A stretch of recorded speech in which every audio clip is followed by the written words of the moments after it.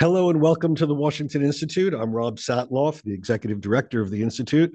Um, we meet at a momentous moment in the Middle East. The Middle East, of course, has had quite a few of these moments in recent times, but it's not quite like this. A moment when there is a feeling of being on the brink, on the precipice of potentially regional confrontation. There are arenas of conflict in the Middle East: Gaza, Israel; Lebanon, Israel; Houthis, Israel. But today there is a fear. Is it real? Is it not real? There's a fear that the region itself may be on the verge of a broader conflagration. Is that fear merited? What might trigger it? What might prevent it? And is there really an option, an alternative that is de-escalation, ceasefire, hostage release, and a path to stability? To discuss the various options, what might lie ahead, and what the United States is doing about it, I'm delighted to welcome this extraordinary panel of experts. First, we will hear from former Major General Amir Eshel. General Eshel served as the commander of the Israel Air Force, served as the Director General of the Israeli Ministry of Defense, and is a senior fellow at the Foundation for the Defense of Democracies. He is in Israel and will speak live from there. Then I'm delighted to welcome Ambassador David M. Satterfield. Ambassador Satterfield is one of the most experienced American diplomats in the Middle East. He has served as ambassador in Turkey and Lebanon, has extraordinary experience in the Arab-Israeli arena, and just recently concluded really outstanding service as the president's special envoy for humanitarian affairs. That is our envoy to ensure Gaza humanitarian affairs. Thank you, David, for joining us from Houston, where he serves as the director of the Baker Institute at Rice University. And with me here in Washington is my colleague, Dana Stroul. Dana is the Institute's Director of Research and Casson Family Fellow. She served until recently as the top civilian official in the Pentagon with responsibility for the Middle East as Deputy Assistant Secretary of Defense for Middle East Affairs in the Office of the Secretary of Defense.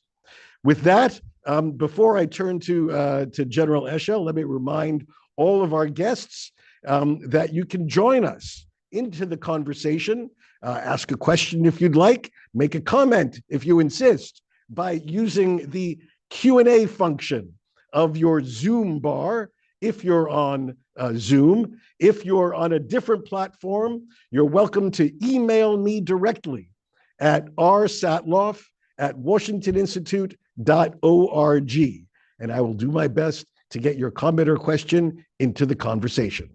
With that, we'll turn it over to General Eshel. Amir? Thank you, Rob. Thank you for the opportunity to be with you tonight, or at noon. Here in Israel, as you said, close to the action, Israel is ready for, I would say, a surprise attack, which won't be a surprise if it will be, by Iran, by Hezbollah, by other proxies, due to the two assassinations related to the commander of Hezbollah in Lebanon, and also Ismail Haniyeh from Hamas. I would jump to the bottom line. Israel is ready, but you don't see here, you don't feel panic. Even though there's a lot of concerns, which is natural, but I would say that you choose a very good title for this Zoom meeting, which is on the brink, question mark. I think that we are on the brink, even though 3 out of the 4 major players, in my assessment, don't want to be dragged to a regional full-scale war right now.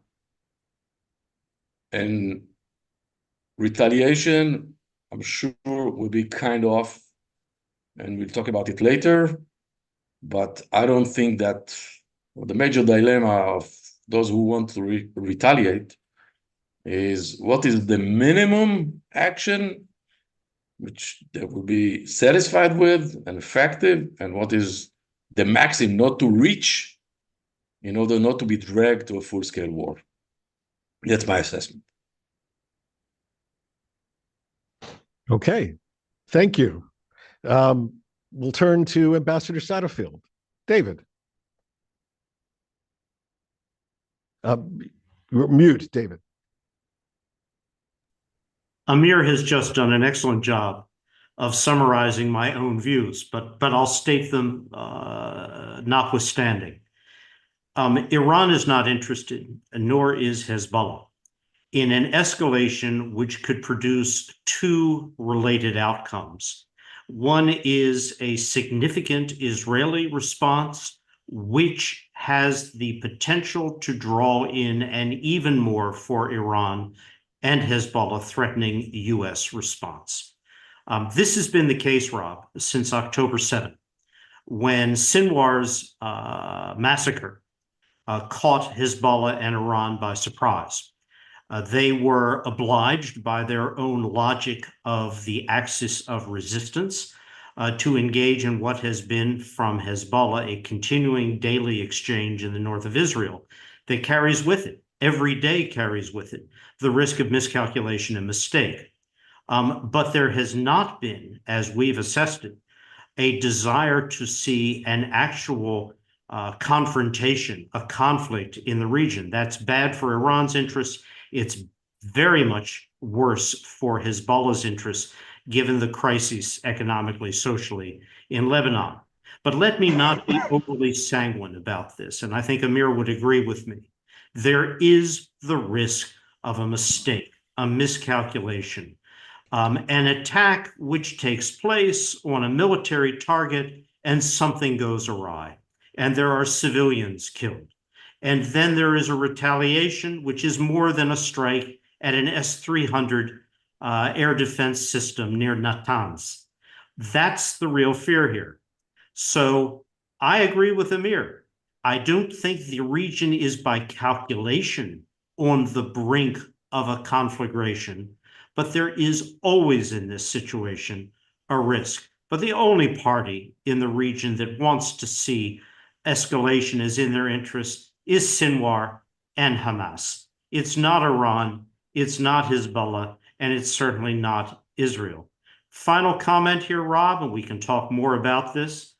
What's the resolution set here? It's a ceasefire.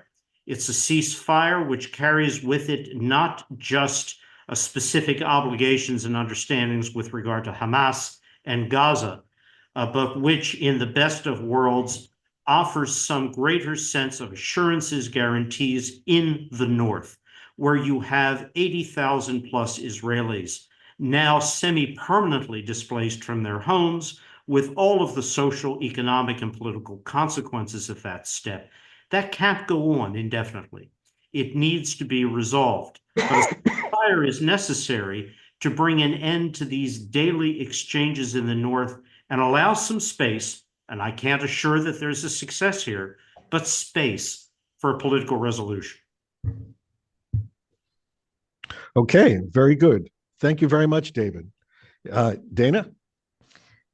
Thanks so much. Such a pleasure to join such impressive officials who have served their countries so well. Let me just share some observations with respect to a framework for how to think about the current state of escalation that we find ourselves in at this moment in time. I would offer that the United States approached this priority of preventing the full conventional regional war in a couple phases. The first is post-October 7th until April 13th. In this period of time, what the United States worked to do is, one, support Israel's right to defend itself from terrorism in the aftermath of the Hamas attack on Israel.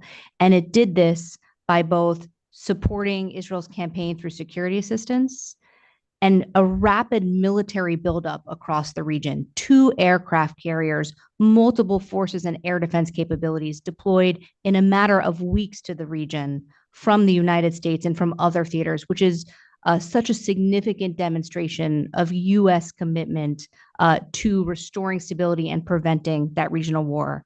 And then also significant messaging by the United States. Recall President Biden's trip to Israel where he used the contraction "don't." Very specific messaging to Iran, Hezbollah, and other non-state groups supported by Iran saying, don't escalate this conflict at this period of time. We're going to give Israel the space it deserves to dismantle the military infrastructure of Hamas. Over this period of time, the United States has also worked to address each sub-crisis in a unique and specific sets of capabilities. So, for example, in Iraq and Syria, Iran-backed militias started attacking U.S. forces who are based in those 2 countries to support the Defeat ISIS fight. In Yemen, the United States works with a multinational group of countries to both have a defensive coalition to counter Houthi aggression in the Red Sea, but also offensive military strikes in a separate multinational coalition to take Houthi military capabilities off the field. And with respect to Lebanese Hezbollah's escalation, the United States has maintained this posture and worked to pre-negotiate as much as possible what de-escalation would look like in southern Lebanon and northern Israel, so that at a point where there might be a ceasefire in Gaza and the release of hostages, there would be a framework for rapid de-escalation and for civilian communities, both in southern Lebanon and northern Israel, to move back to their communities. April 13th was a watershed moment for the Middle East. Here, in response, in Iran's explanation, in retaliation for an Israeli strike on an IRGC general who was present in Syria to organize more attacks on Israel, Israel executed an assassination strike, and Iran, rather than its decades-long approach of terrorism and threatening Israel through non-state actors and proxies, launches a direct attack on Israel. And a complex attack, ballistic missiles, cruise missiles, attack drones, all at the same time. Even more of a pivot point is what the United States and Israel were able to do with Arab militaries and European militaries across the region, putting together a really impressive air defense coalition that successfully defeated the majority of Iran's attack, the drones before Israel, freeing up Israeli air defense resources to down most of the missiles. Just remarkable, but this is a pivot point in the region for how Iran conceived of its use of military force, its attempt to move the goalposts of military force. And then, of course, we had an Israeli response despite reporting that the administration here had asked Israel to take the win and not respond. Everything since the mid-April experience is a different strategic environment in how we think about use of force. And that brings us to what I would argue is a third phase in this escalation cycle. On July 27th, as Ambassador Satterfield noted, the real risk here is not a decisive step to have the big war, but a mistake or a miscalculation that sends you into an escalatory cycle. And this is exactly what happened when Lebanese Hezbollah sent a rocket into the northern Israeli town of Majd al-Shams, killing 12 children on a soccer field. In response, we had a targeted Israeli assassination of a Hezbollah military leader, Fuad al-Shukr, in Beirut. And then 24 hours after that, the assassination of Hamas political leader Ismail Haniyeh in downtown Tehran.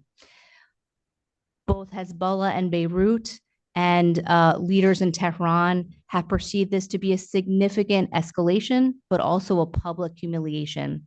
So despite my agreement with General Eshel and Ambassador Satterfield that all of these players do not seek to fight the big war now, whether or not the desire to avenge the public humiliation weighs out against the pragmatism to take steps to de-escalate at this moment in time is a significant wild card. And in response, Here from Washington, D.C., we've seen a number of remarkable actions. Just last night, in addition to the aircraft carrier that has already been deployed to the region and a squadron of F-22 fifth-generation fighter jets, the United States also announced that it's sending a nuclear-powered missile submarine to the region. This is a tremendous display of force, all designed to signal not just diplomatically, but with military muscle, a desire to de-escalate and have Iran stand down. And then I would note one final element to consider. As Ambassador Satterfield rightly noted, the resolution here is the release of the hostages still being held by Hamas in Gaza and a ceasefire, allowing each of these different crises space for de-escalation and diplomacy. So all eyes are on this summit that is supposed to take place later this week on August 15th, where President Biden, together with the leaders of Qatar and Egypt, have convened the summit to try to resolve final issues related to the ceasefire agreement.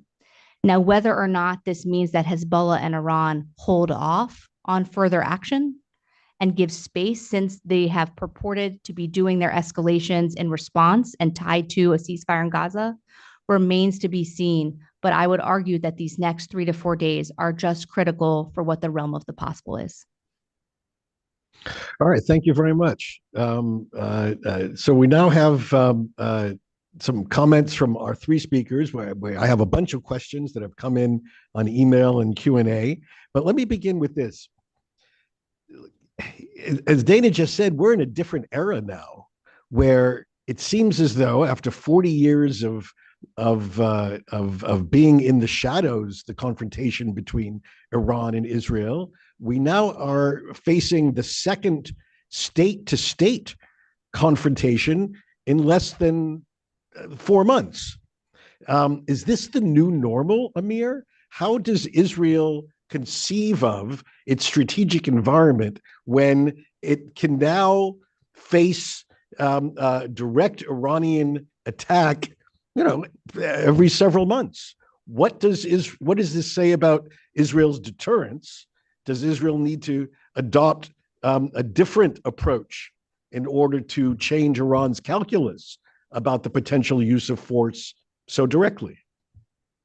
This indirect conflict between the direct conflict between Israel and Iran is not new for us.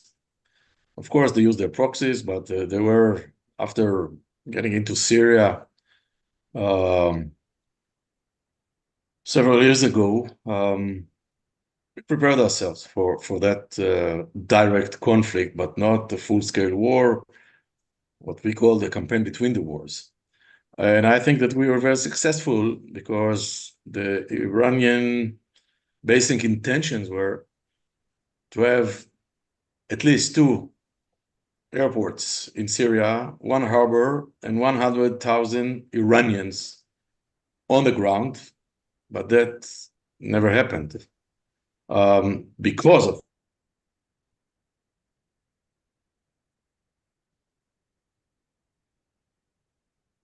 I think we're frozen with Amir. There you go. It's okay. Yeah. So I think that in April 13th, I think Iran crossed the Rubicon. Direct, they announced it publicly prior to, and that is a significant step, which actually changed, it's not a U-turn or whatever related to the Iranian strategy in the Middle East, but I would say that it's more than fine-tuning. And our assessment was that we're going to see more of that according to the developments. When we talk about deterrence, so I would say that we have to be very cautious. Deterrence, you can look backwards and say, well, we have passed several tests, several events, and the deterrence worked or not.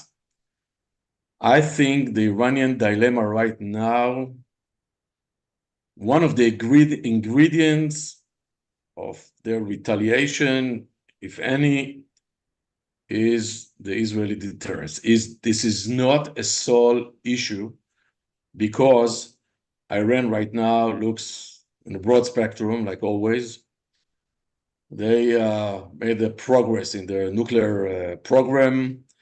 They have treaties with the new friends from Russia and China. And right now, in a way, they are not, if you compare it to the Israel situation, they are on the winning side. So why to put all of that in risk for a war that was initiated by others? And I don't see the Iranians, commit suicide for the Palestinians. They have a plan for 2030 to defeat Israel.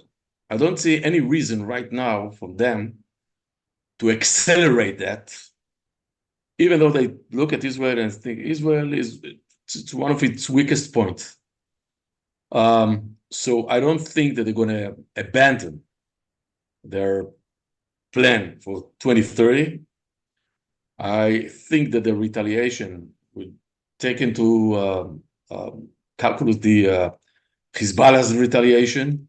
This is not October 13 that Iran was a sole player. It's more than that. So they might be satisfied with some kind of in low volume, low capacity related to October 13. But April 13th. April, I'm sorry. And again, miscalculation in the Middle East, they won't be the first one and they won't be the last ones. So Israel is ready defensively and offensively. So, David, a key factor in the April 13th successful defense against Iranian attack was the role played by other countries, not just the United States and Israel working together, but Arab states, European states. When you look at the situation today, do you see a similar willingness to play that role, or do you see a changed calculus among some of these parties? Rob, I see exactly the same willingness.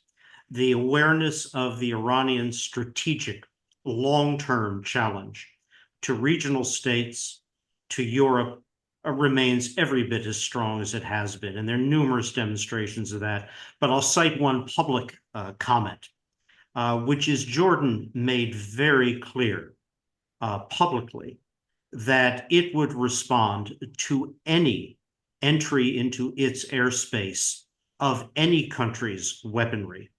That's directed at Tehran, just as it was when Jordan assisted in the elimination of the drone fleet and many of the rockets that were coming in on April 13. So yes, Rob, I think in that sense, Iran continues to, if you can say it, effectively mobilize an international coalition of the interested and willing to ensure that they do not, whether it's intent or accident, precipitate a greater engagement. But I want to make one corrective comment to a remark I made earlier, that the only party interested in escalation is Hamas. There is another party, and it's the Houthis. The Houthis are both a proxy of Iran, aided, facilitated in their extraordinary arsenal of missiles and launchers by the IRGC, but they also operate on their own behalf. And they have every interest in a Yemen context of validating their role as a resistance force. So we cannot forget the Houthis. The Houthis pose a challenge to the world, to shipping, not just to Israel, that is going to go on for some time. So, Dana, let me ask you, Dave, in his remarks, David raised the prospect not just of Israeli retaliation, but that depending on what the Iranians do or what Hezbollah and Iran do together, one cannot foreclose the option of American action against Iran. Now, this is, of course, something that the Biden administration and all administrations have been quite reluctant to pursue.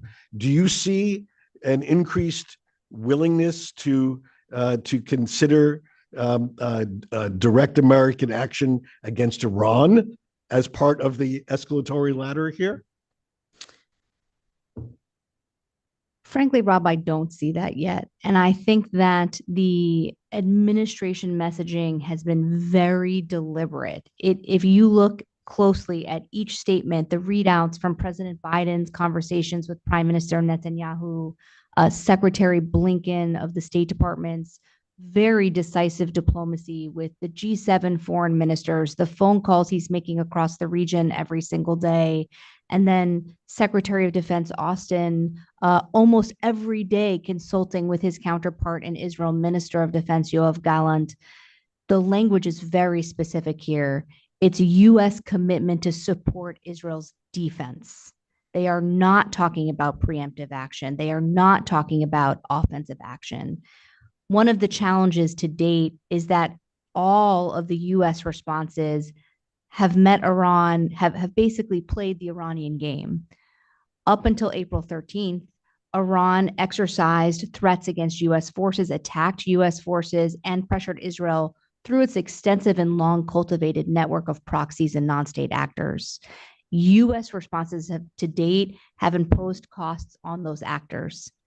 President Biden has directed unilateral strikes against Iran-aligned militias in Iraq and Syria. He's authorized multinational strikes against the Houthis in Yemen. He has not authorized direct action inside Iran to impose costs directly on the government of Iran. And here's where there's been a difference with Israeli response, of course. After the April 13th attack, there was significant messaging, leaked messaging that the administration was actually asking Israel to not respond.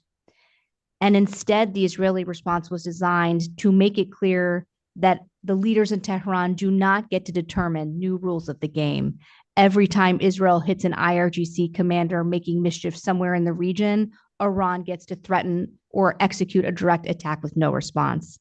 So what the Israeli strike did was go deep inside Iran and take out air defense systems around an aspect of the nuclear program in Esfahan, but no collateral damage and no civilian casualties. So the message was, we can penetrate Iran's defenses, we can target deep inside your country, and we can choose whether to scale up or scale down our response. Leaders in Tehran, take note. You will not unilaterally move the goalposts for using military force in the region.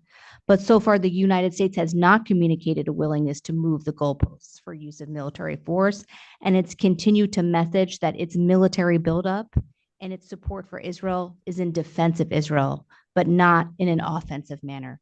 And one could very much argue that because Iranian leaders do not feel the risk of retaliation inside Iran against their own personal interests, that they can continue to feel emboldened and empowered to foment this ring of fire around Israel by continuing to embolden, train, fund, and equip all of these non-state actors. Okay, thank you. You mentioned a word that I wanted to ask our speakers about, and that is preemption. Distinct possibility that Israel, America, through their intelligence assets, learns of the imminent dispatch of rockets, missiles, drones, etc. What is the likelihood that this time, either acting independently or in concert, Israel, the United States, and others try to preempt? Or is Israel going to withstand the blow and then consider its response? First to you, Amir. I think preemption is a kind of policy that will be executed by Israel. Preemption of what? Preemption of will or preemption of capacity? Preemption of capacity, it means full-scale war in order to be effective. Preemption of will, I don't think that there is if you look at the spectrum of type of preemptions, I don't think that preemption will be effectively related to the capacity and won't prevent from the other side to launch a strike, whatever. So I don't think it's relevant to that case, unless one of the players want to go to reach to full-scale war. And so I don't think it's relevant. I think the Iranians and Hezbollah and even the Houthis, but those two players understand that there's the minimum and the maximum. And if they will cross those lines, they will be ineffective in one way or maybe too effective and risk their people or the nations. And so they understand that we're going to retaliate.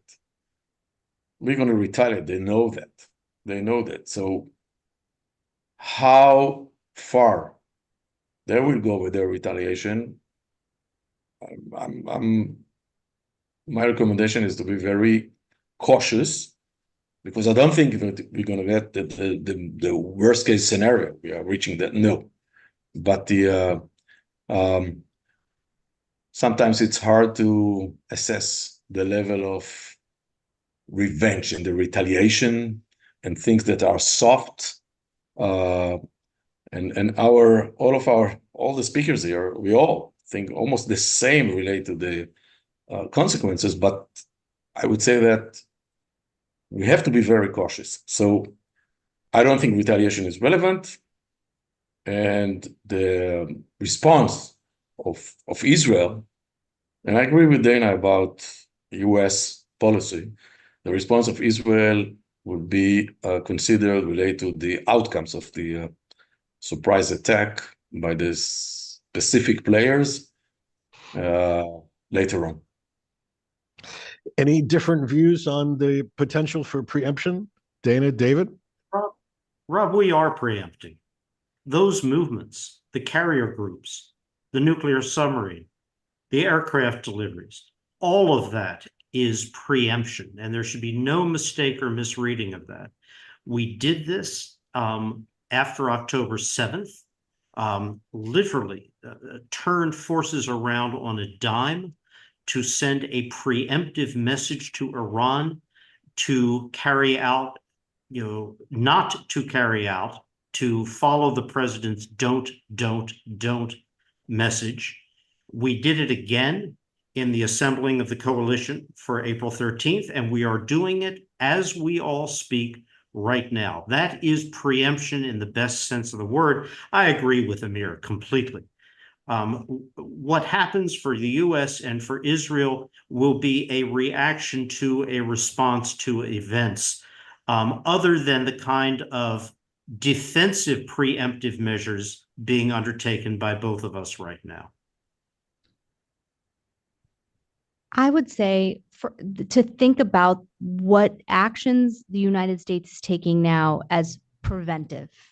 It's preventive diplomacy. The message to Iran is don't stand down. The increase in military posture, I mean, what we've seen being sent to the Middle East and now deployed just in the past week is just quite remarkable in terms of an investment of resources and fighters, actual human American personnel on the ground to send a signal not only of supporting Israel's defense, but to the region that we are going to stand with Israel and defend against whatever the Iranian attack is. Let me just give an example of what preemptive military force looks like, because the United States has done it with respect to Yemen. Sometimes CENTCOM, our head of military command for the Middle East, takes preemptive strikes against Houthi capabilities when they see missiles about to be launched, when they see unmanned surface drones, so water drones about to be targeted full of explosives at commercial ships or military ships, when they see attack drones about to take off, they take the strikes before those things are in the air or on the water. Right now, there has been no messaging from Washington that it is contemplating such action with respect to Iran, that if there were preparations for the launch of those ballistic missiles, for the launch on those drones, there's, of course, a very reasonable operational argument that it is easier to defeat and engage those threats when they are about to be launched and not in the air, when, of course, we expend very valuable missile interceptors to engage all of those. So far to date, that's not the discussion, as I understand it, here in the White House. And I do think that there are some conversations about that in Israel, but there has been no deliberate messaging of preparedness and readiness to use force in that preemptive way. Just to pursue this for a moment, David, can you see the circumstances under which the United States does use force against Iran or Hezbollah directly? Rob, in the best tradition of U.S. government spokespersons, I don't comment on hypotheticals. I will only say that the focus of our diplomacy is what Dana has said, is on avoiding a situation, if at all possible, where the president is forced to make a decision on the engagement of U.S. force, the U.S. military. And we have been very successful in managing that to date. But no, I'm not going to comment on what might or might not be the circumstance, other than to return to my opening comment in this discussion, that we still assess today that, with the exception of Hamas and the Houthis, Iran, Hezbollah do not wish to see an escalation which poses the risk of drawing in either a more than symbolic Israeli response or, worst of all, a U.S. military response. Okay. Amir, let me step back and ask you about Israeli strategic thinking regarding the North. Immediately after October 7th, there was a push among some very significant figures in your national security establishment to go north. And this did not happen, partially because of the significant American efforts to ensure that the North did not get inflamed, but it didn't happen. Now we are more than 9 months later. What is the consensus thinking among your national security establishment about addressing the challenge of the North, of Hezbollah? Is the answer going to be diplomacy? Will diplomacy succeed without significant military action? Tell us. I think there is a consensus in Israel related to the situation in the north, our northern border, is unacceptable. Unacceptable. Even it will be, and I don't believe it will be, a ceasefire soon in Gaza, and that might lead to a ceasefire in the north. This is one that won't resolve the challenge to bring back the population to the villages and kibbutzim near the border. That won't happen unless there will be a major change in the north, a major change. So ceasefire in the north, which is, of course, we want to reach ceasefire, it's not enough from our point of view, because, as I mentioned, nobody or very few of the guys who live along the northern border will come back to their homes before they will verify that Hezbollah's, I would say, threat will be moved far away from the border. So, if, and I don't see that happens, if there will be a ceasefire soon in Gaza, it will lead to a ceasefire also in the north. Israel must give a chance for a political effort led by the United States to change basically the situation in the north. For two reasons. It might be successful. I'm skeptic. It might be successful. It might be temporary. But I'm skeptic. If it won't be successful, I think Israel will be reloaded with international legitimacy to proclaim our sovereignty along the border. And it might lead to a full-scale war in the north. I don't see that happening, I would say, in the coming months, because I think that if, and I don't believe it, be a ceasefire soon in Gaza, and then a political effort in the north. So Israel should give it a chance. But I don't see that happen from other strategic reasons, the elections in the United States and other factors. So I see that situation being maintained along this year. It might be erupted next year, but we cannot accept that situation that 80,000 people were moved from their homes. Many of the facilities were destroyed, have to be recovered. So we have to give a chance for this political effort, but I don't think it would be sustainable for a long time if there will be a success in this effort and we prepare ourselves or to change the situation in the north based on military power. So I'm hearing you say, if I interpreted you correctly, most likely scenario is status quo through the rest of 2024. Yeah, I believe that, again, success-oriented tomorrow or in the coming days, it will be a ceasefire in Gaza. And again, we'll talk maybe about it later, but I don't believe in that. So let's say political effort will take its time. It is not an issue of a week or a month, or it's more than that. And they have to verify that it happens if. So I don't see that happening intentionally before the end of the year. Okay, very important. Thank you. Let me now turn to the sort of a foundational question underneath what Amir just said, having to do with the Gaza ceasefire hostage deal, and ask you, David. The most recent development here is that Hamas says it's not going to this August 15th negotiation that President Biden called for.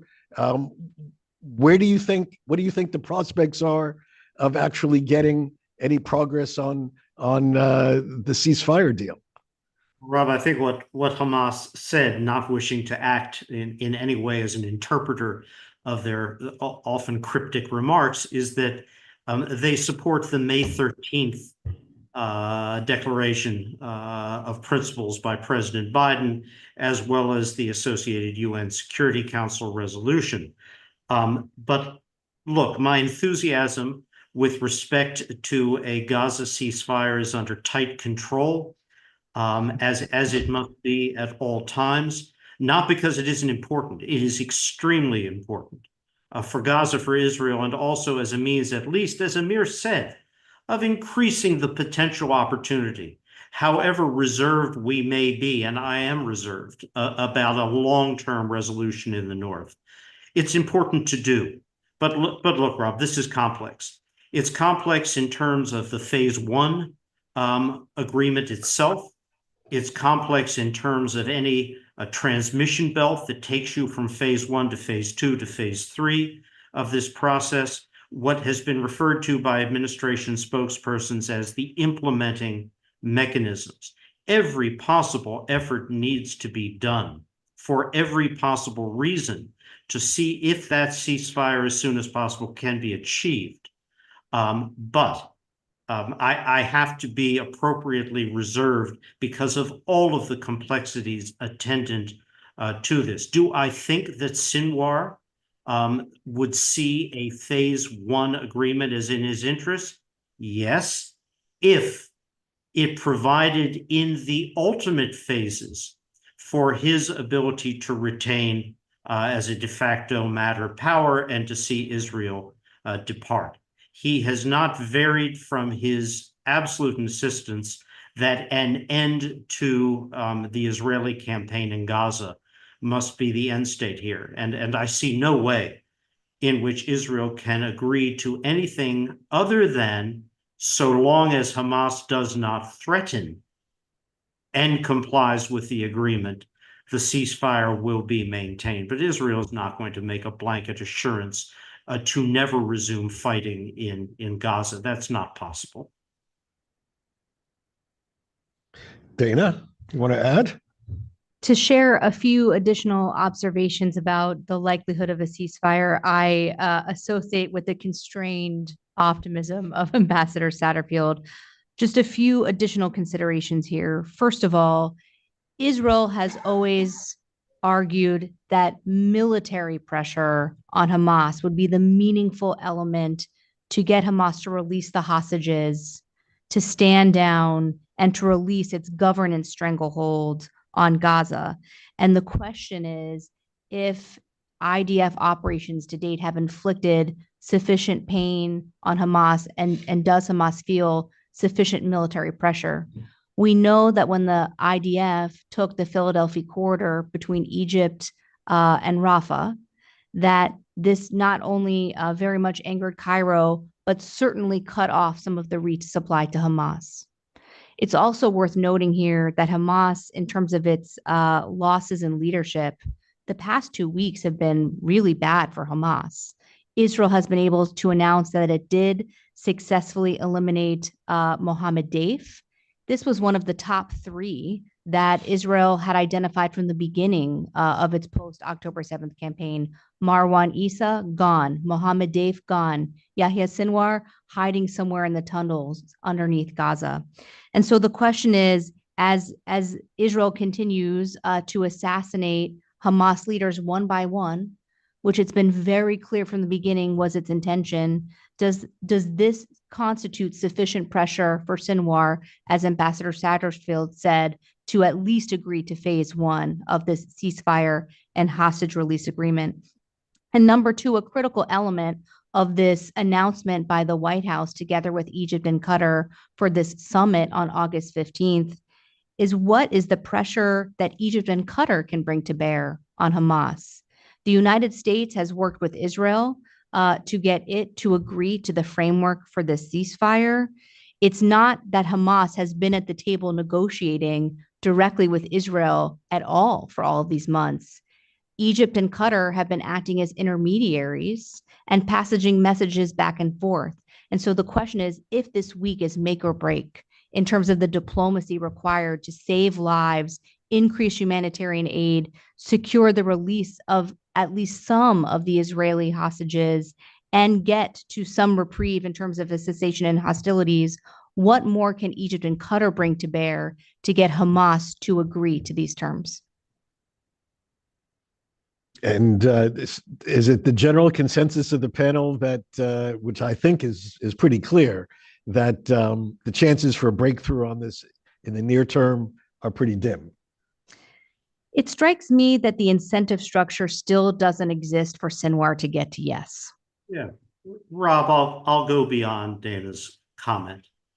I have long held, and I continue to hold the view, that Sinwar doesn't believe he's defeated.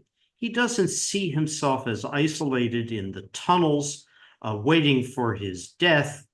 No, my assessment here is Sinwar believes he's winning. Because recall, in asymmetrical warfare, the non-state party, by surviving, wins. The state party must achieve victory in order to win. I think Sinwar assesses if by happenstance, by chance, fortune, he is taken out, then he goes as the successful leader of the Palestinian, if not Islamist, because that's what this really is, resistance and movement throughout the region. But I don't believe the man believes he necessarily will befall that fate. He's going to survive this, and Hamas will remain the de facto, if not formally above the surface, authority to shape the future of Gaza. And that is an entirely different question for a much longer discussion about days after, from a security as well as a reconstruction and governance standpoint. But incentives on Sinwar for phase 1, I think they exist. Beyond that, it depends on the end states, and Sinwar doesn't think his hand is all that weak. I fully agree with David. Sinwar is not desperate. He's not at all. And also some parts, Dana, that you mentioned, that the Israeli presence on the Philadelphia corridor cut the arms supplies from Egypt. Israel is above the ground, and most of the transfer of the arms is underground. And we haven't discovered all the hundreds of tunnels that are there. So just to mention that, I'm not sure that he is fond of Sinwar, fond of the first phase. Right now, there might be a chance for regional war from his point of view. Maybe some of the players will make a mistake, whatever. Why he has to be hurry? No. And he's not the only one here that I don't think is really enthusiastic about moving forward. I would say even Israel's stand. There is a great debate in Israel about releasing the hostages as a key for all the progress that can be achieved, ceasefire, normalization in the south, in the north, normalization with Saudi Arabia, etc., etc. And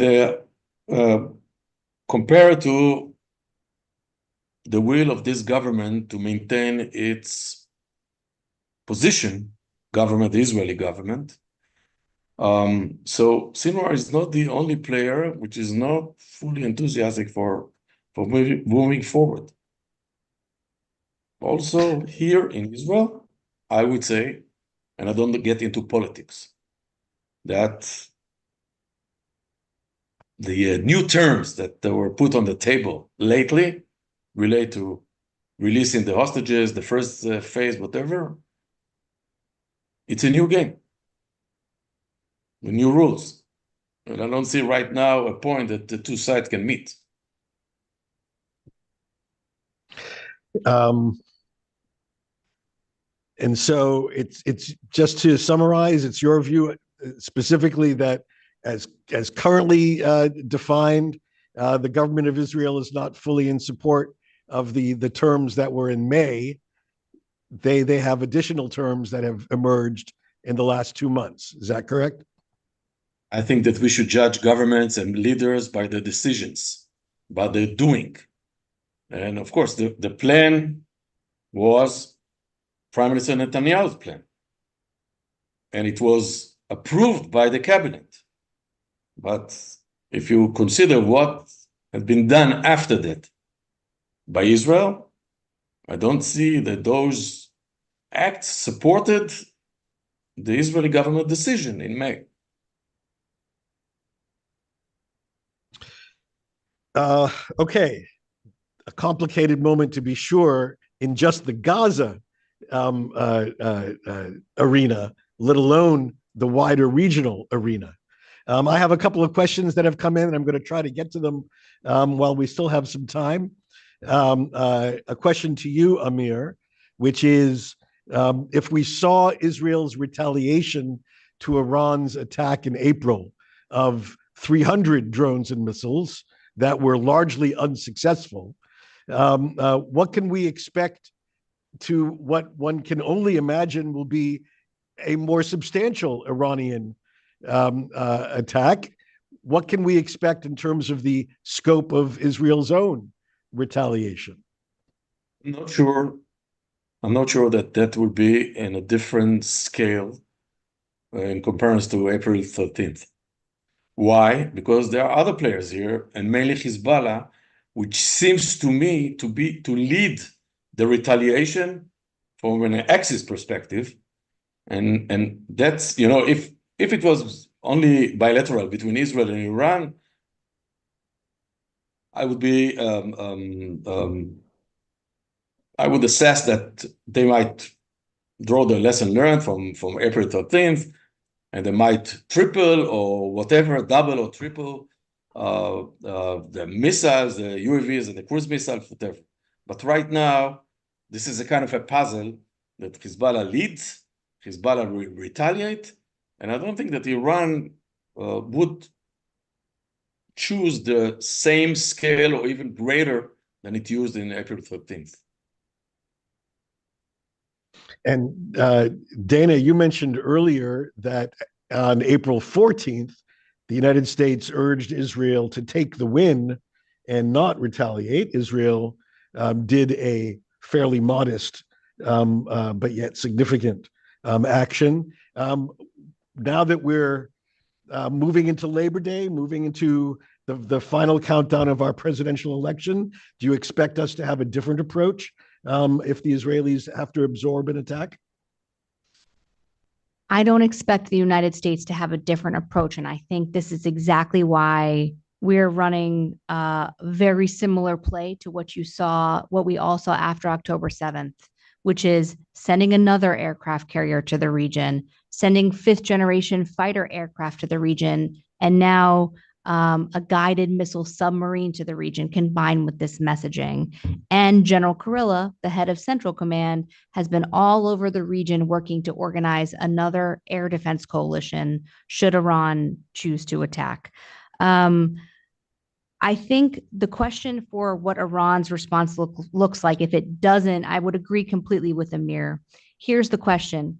If we hold the assumption, as Ambassador Satterfield has said, that Iran does not seek to fight the full big war now, that it is actually acting to some extent in a pragmatic manner, then you would expect to see a calculated use of force. And for the Iranians, there has to be something that's more than April 13th, but less than an escalatory cycle that sets you on an irreversible path toward that big war. And so the questions are, is it another direct attack?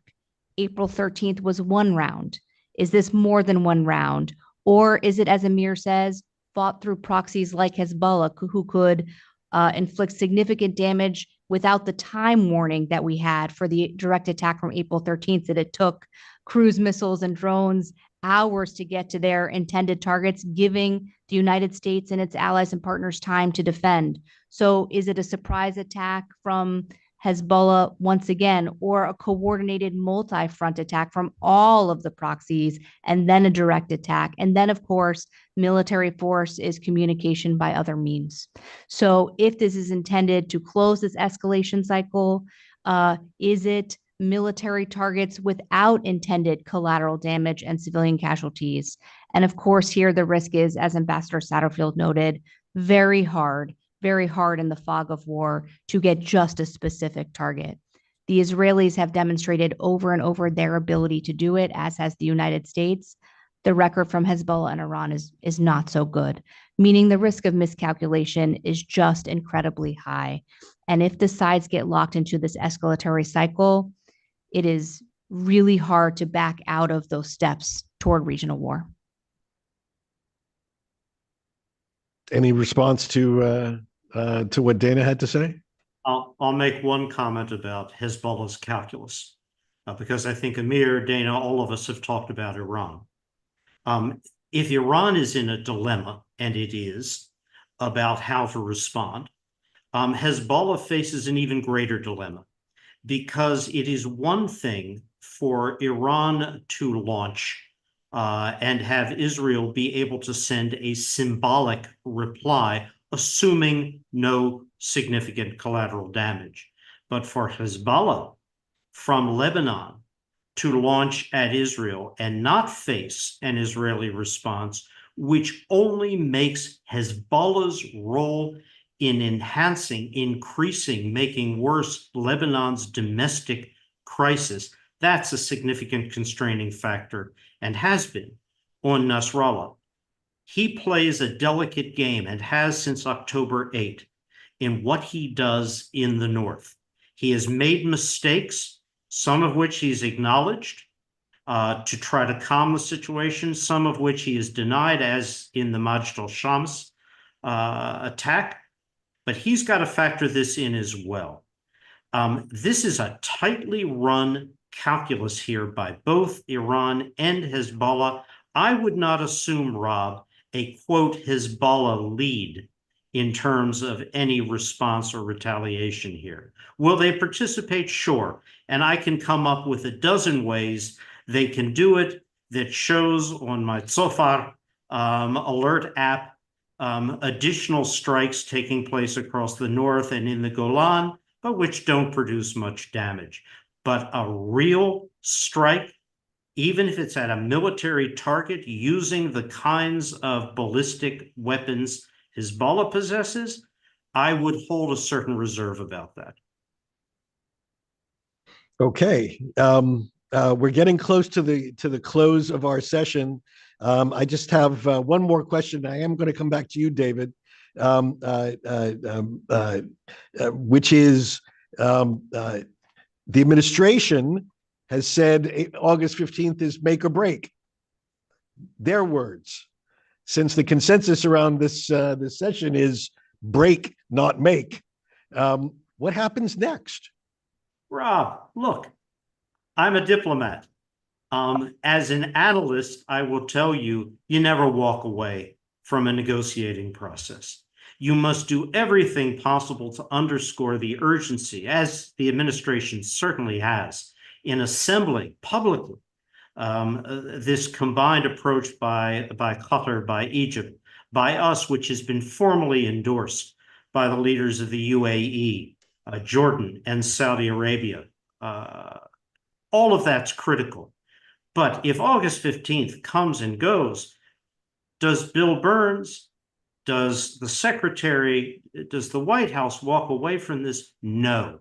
The stakes are too high for the region, for the United States directly, for the hostages. And let's not forget that, the hostages and their families, to walk away. So no, there is no break. All right. With that, I want to thank Amir Eshel, David Satterfield, Dana Struhl for helping explain what might happen or what might not happen in the next pivotal few days. Thank you all for joining us today